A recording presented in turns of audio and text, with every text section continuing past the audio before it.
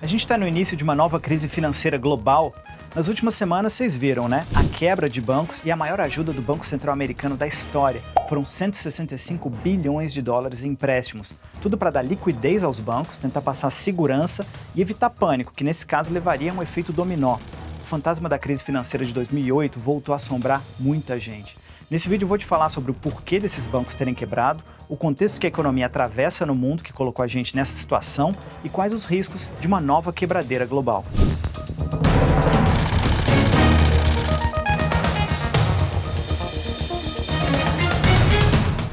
Primeiro vamos entender o que é uma crise financeira. Uma crise assim geralmente envolve uma rápida desvalorização de um ativo financeiro ou de uma instituição. A maior crise financeira da história foi provavelmente a crise de 1929. Ela também é chamada de a Grande Depressão e foi uma crise de superprodução que resultou na quebra da Bolsa de Valores de Nova York e que se espalhou por todo o mundo. Mas crises financeiras também podem envolver crises cambiais, quando uma moeda se desvaloriza muito rápido, foi assim na Argentina em 2001, ou então quando um país quebra e declara moratória, ou seja, suspende os pagamentos da dívida pública. Recentemente a gente viu isso na Grécia. E lembra da crise de 2008? Ela envolveu o estouro de uma bolha financeira, foi o estouro do mercado imobiliário americano. Em resumo, na época foi dado crédito a muitos americanos para comprar casas, mesmo sem eles terem a condição de pagar as prestações. Esse crédito era chamado de subprime, daí veio o nome da crise do subprime, que era um ativo de alto risco. Mas muitos bancos misturaram essas carteiras com outros empréstimos de bons pagadores e venderam isso para o mundo todo como se fosse um investimento seguro. A história até virou um filme de Hollywood, lembra? A Grande Aposta. The whole housing market is propped up on these bad loans. They will fail. It's a time bomb. E quando a bolha estourou, teve a quebra do Lehman Brothers e um contágio global. Depois dessa crise, houve muitas regulações novas e controles para evitar que uma crise semelhante acontecesse. Mas então, como que está a situação agora? A gente está vivendo uma crise de novo? A gente viu a quebra do Silicon Valley Bank. É um banco de nicho. Ele era de porte médio, mas muito forte no Vale do Silício, entre as startups americanas.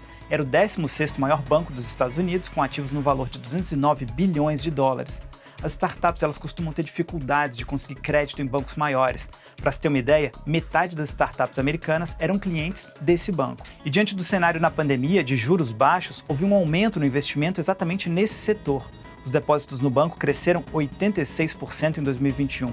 E para dar conta de todo esse volume de dinheiro que estava entrando, o banco começou a colocar o dinheiro em títulos pré-fixados de longo prazo do Tesouro dos Estados Unidos.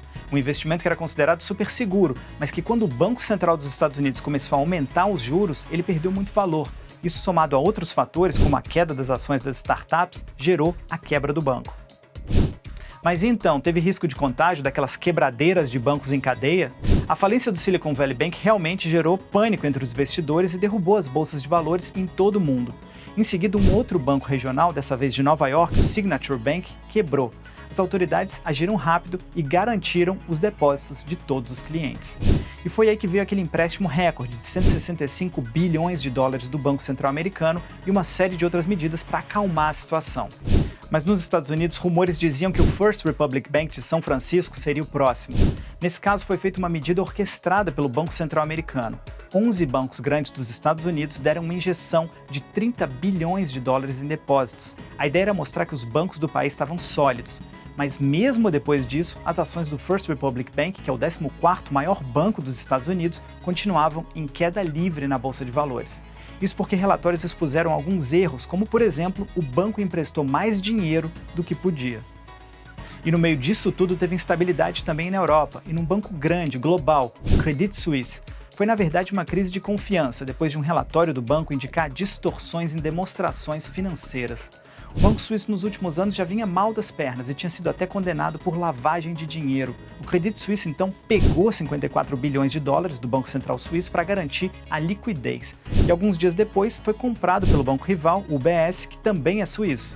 Bancos centrais de todo o mundo elogiaram a compra que foi feita emergencialmente com a ajuda e com a pressão das autoridades suíças. Uma quebra do Credit Suisse poderia aí sim ter detonado uma crise financeira global. Mas no fim das contas, isso é o início de uma crise global ou algo passageiro? A maioria dos especialistas tem sido extremamente cuidadosos em cravar se vai ou não ter uma crise financeira global. O que é possível de prever é um cenário econômico global nos próximos meses de inflação e juros altos.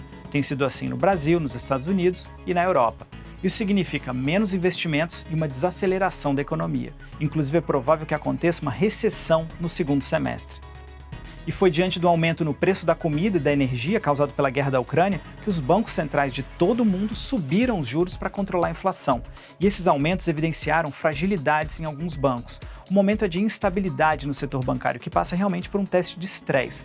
Mas, ao mesmo tempo, o setor parece bem mais sólido diante de muitas das medidas de controle tomadas depois da crise de 2008, principalmente entre os grandes bancos.